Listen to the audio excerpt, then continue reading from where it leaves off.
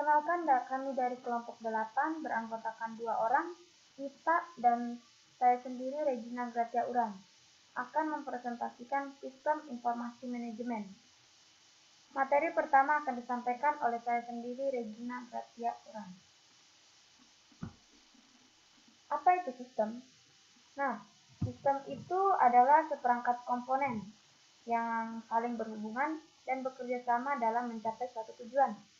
Nah, sistem itu terdiri dari bagian-bagian yang saling beroperasi bersama untuk mencapai beberapa sasaran. Jadi dia saling berkaitan dalam pengoperasian bersama untuk mencapai beberapa sasaran. Nah, kita lihat untuk pengertian sistem menurut para ahli. Menurut Ludwig von Bartholomä, dia mengatakan bahwa sistem merupakan seperangkat unsur yang saling terikat dalam suatu antarrelasi di antara unsur-unsur tersebut dengan lingkungan. Menurut Anatol Rapoport, dia mengatakan bahwa sistem adalah suatu kumpulan kesatuan dan perangkat hubungan satu sama lain. Sedangkan menurut L. Akoff, dia mengatakan sistem adalah setiap kesatuan secara konseptual atau fisik yang terdiri dari bagian-bagian dalam keadaan saling tergantung satu sama lainnya. Nah, berdasarkan definisi sistem menurut para ahli tadi, dapat disimpulkan bahwa sistem adalah sekumpulan unsur atau elemen yang saling berkaitan dan saling mempengaruhi dalam melakukan kegiatan bersama untuk mencapai tujuan. Selanjutnya, pengertian sistem informasi manajemen pendidikan. Nah, apa itu SIM atau sistem informasi manajemen pendidikan? SIM pendidikan adalah perpaduan antara sumber daya manusia dan aplikasi teknologi informasi untuk memilih, menyimpan, mengolah, dan mengambil kembali data dalam rangka mendukung kembali proses pengambilan keputusan bidang pendidikan. Nah, SIM ini atau sistem informasi manajemen pendidikan ini itu seperti suatu aplikasi sistem. Aplikasi sistem terpadu yang dia menyediakan informasi untuk mendukung kegiatan operasional, manajemen, dan fungsi pengambilan keputusan tersebut. Nah, selanjutnya, manfaat sistem informasi manajemen bagi sekolah. Yang pertama, mempermudah proses penjadwalan. Yang kedua, memperkenalkan dunia IT secara dini kepada siswa. Yang ketiga, pengelolaan kepegawaian akan semakin mudah dan cepat. Yang keempat, informasi alumni, siswa lulus, siswa DO, siswa meninggal dunia akan tercatat data historinya. Yang kelima, bagian administrasi, kepala sekolah akan semakin mudah menyusun rencana jangka pendek, jangka panjang, guna untuk meningkatkan mutu sekolah. Yang keenam, mempermudah proses akumulasi nilai, seperti nilai harian, nilai tengah semester, dan nilai akhir semester. Yang ketujuh, pembuatan transkrip nilai, baik berupa raport maupun printout biasa. Jadi wali kelas dapat mengontrol hasil akademik siswanya secara mudah dan cepat. Yang kedelapan, laporan keuangan akan otomatis terbentuk dan disesuaikan dengan kebutuhan pembukuan sekolah. Yang kesembilan, proses penerimaan siswa baru akan semakin cepat dan akurat. Yang kesepuluh, informasi kuota penerimaan dan nilai minimal akan selalu real time di hadapan wali murid. Yang ke-11, ranking berdasarkan nilai dan jurnal informasi penerimaan siswa baru akan otomatis terbentuk. Yang ke-12, laporan statistik berdasarkan nilai jenis kelamin, umur, pekerjaan, orang tua, alamat asal akan terbentuk otomatis. Yang ke-13, mempermudah proses penyusunan laporan yang diminta oleh pihak dinas pendidikan. Selanjutnya, materi selanjutnya akan disampaikan oleh Saudari Ita. Selanjutnya saya akan menjelaskan mengenai faktor yang dapat menjadi syarat kesuksesan sistem informasi manajemen suatu sekolah. Yang pertama yaitu ketersediaan. Informasi yang dipersiapkan untuk membuat sistem informasi harus tersedia bagi pihak-pihak dalam sekolah. Hal ini merupakan suatu hal mendasar dalam merancang suatu sistem informasi. Kemudian yang kedua, mudah untuk dipahami. Informasi yang tersedia di dalam suatu sistem harus dimengerti oleh pihak pembuat keputusan sistem. Informasi yang termasuk di dalamnya adalah informasi mengenai jadwal rutin, tugas-tugas dari sistem informasi, dan keputusan yang tepat. Kemudian yang ketiga yaitu kesesuaian. Informasi yang ada di sistem harus berupa informasi yang sesuai dengan apa yang dibutuhkan suatu organisasi. Informasi ini bisa berkaitan dengan permasalahan yang sedang dihadapi, ataupun tujuan dari organisasi yang berkaitan. Kemudian yang keempat yaitu kelengkapan. Informasi yang lengkap tidak berarti banyaknya informasi yang ada di dalam suatu sistem. Kelengkapan berarti informasi yang diperlukan cukup untuk memenuhi standar yang berlaku dalam organisasi yang menggunakan sistem informasi yang bersangkutan.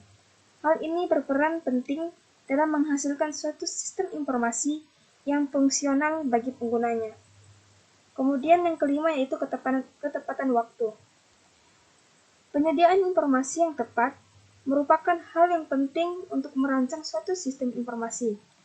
Informasi harus memenuhi syarat-syarat sebelum dapat dianalisis untuk membuat sistem akhir. Kemudian yang keenam yaitu terorganisir. Sistem informasi yang dibuat harus terstruktur sehingga membuat sistem bekerja dengan baik. Letak sistem informasi manajemen dilakukan secara terpusat. Hal ini bertujuan untuk memastikan bahwa informasi dapat digunakan oleh bagian-bagian sistem yang sesuai. Kemudian yang terakhir yaitu meningkatkan produktivitas. Sistem informasi manajemen harus mampu meningkatkan produktivitas organisasi yang bersangkutan. Misalnya, sistem informasi manajemen sekolah menyediakan suatu layanan untuk membuat rekor mengenai data siswa sekolah tersebut. Nah, hal ini akan mempermudah pihak administrasi dalam mengelola data dan juga mengurangi tingkat kesalahan pemrosesan data. Selanjutnya yaitu cangkupan sistem informasi manajemen. Yang pertama, koneksi dan setting. Di mana koneksi dan setting ini berhubungan dengan identitas sekolah, setting tahun ajaran, setting kurikulum, koneksi database, dan format tanggal. Kemudian yang kedua yaitu pengelolaan akademik. Pengelolaan akademik ini berhubungan dengan pengelolaan biodata masing-masing siswa, beasiswa, kasus kedisiplinan, data kesehatan, data periksa, prestasi, perpindahan atau mutasi siswa, sampai dengan pengelolaan data alumni. Kemudian yang ketiga, pengelolaan guru dan karyawan, di mana pengelolaan guru dan karyawan ini berkaitan dengan manajemen biodata guru dan karyawan, data keluarga, riwayat pendidikan, pendidikan tambahan, yaitu seperti kursus, training, seminar, dan lain sebagainya. Kemudian yang keempat yaitu pengelolaan keuangan. Pengelolaan keuangan ini berhubungan dengan manajemen pembayaran biaya pendidikan, administrasi dana BOS atau bantuan operasional sekolah, dan penggunaannya, biaya tambahan seperti biaya praktikum, biaya ekstra, dan lain sebagainya. Kemudian yang kelima yaitu pengelolaan perpustakaan, di mana pengelolaan perpustakaan ini berhubungan dengan pengelolaan buku, status keanggotaan dan peminjam, jurnal keluar masuk buku, laporan-laporan yang terdiri dari statistik peminjaman, statistik keluar masuk buku, rekap peminjaman, dan rekap pengembalian. Kemudian yang keenam yaitu pelaporan. Pelaporan ini berhubungan dengan pelaporan siswa, baik dalam induk siswa, kesehatan, periksa kesehatan, beasiswa, kasus dan bimbingan. Kemudian per siswa, per kelas, dan seluruh siswa. Pelaporan guru atau pegawai, induk pegawai, atau bidang pengajaran. Rencana pengajaran, nilai, kelulusan, statistik, dan laporan ke Depdiknas atau data sekolah, siswa, dan guru. Kemudian yang terakhir yaitu bank soal. Ini berkaitan dengan pengolahan data bank soal, penyimpanan soal, pencarian, dan pencetakan. Kemudian, keuntungan adanya sistem informasi manajemen sekolah. Yang pertama, keuntungan yang diperoleh sekolah. Di mana keuntungan yang diperoleh sekolah yaitu yang pertama, dapat memantau perkembangan pendidikan siswa secara akurat. Yang kedua, dapat meningkatkan pelayanan di bidang pendidikan kepada masyarakat secara akurat. Yang ketiga, dapat menyimpan database sekolah, mulai dari data siswa, guru serta karyawan yang terdiri dari data akademik, sistem kurikulum, administrasi, aset sekolah, dan lain-lain. Yang keempat, memudahkan pekerjaan sekolah tersebut dalam segala aspek, mulai dari BK, PU, dan lain-lain. Dan yang kelima, dapat mengangkat brand image sekolah tersebut secara tidak dengan memiliki fasilitas manajemen modern. Kemudian yang kedua yaitu keuntungan bagi orang tua dan siswa. Di mana keuntungan bagi orang tua dan siswa yaitu yang pertama, siswa dapat berkreasi membuat blog atau email dan lain-lain. Yang kedua, siswa dapat memantau ilmu dari luar sekolah. Yang ketiga, siswa dapat berkorespondensi dengan sesama pelajar di seluruh dunia. Yang keempat, siswa dapat mencari info beasiswa dari dalam atau luar negeri. Yang kelima, orang tua dapat mengecek absensi atau daftar nilai melalui fasilitas SMS, Get Away Go to School, tanpa perlu repot datang ke sekolah. Yang keenam, dapat memantau perkembangan siswa atau siswinya. Kemudian selanjutnya yaitu tujuan sistem manajemen sekolah. Yang pertama, bagi pihak sekolah.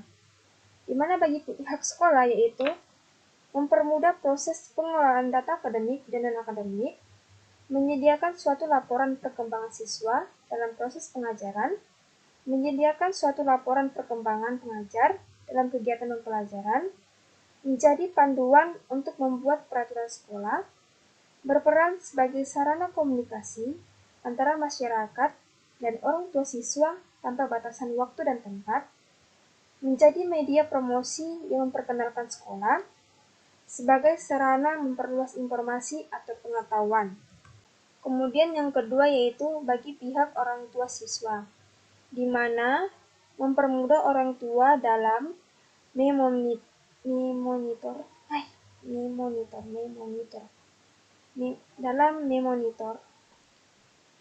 Kemudian yang kedua yaitu bagi pihak orang tua siswa, di mana mempermudah orang tua dalam memonitor perkembangan anak atau siswa di sekolah. Kemudian yang terakhir yaitu bagi siswa,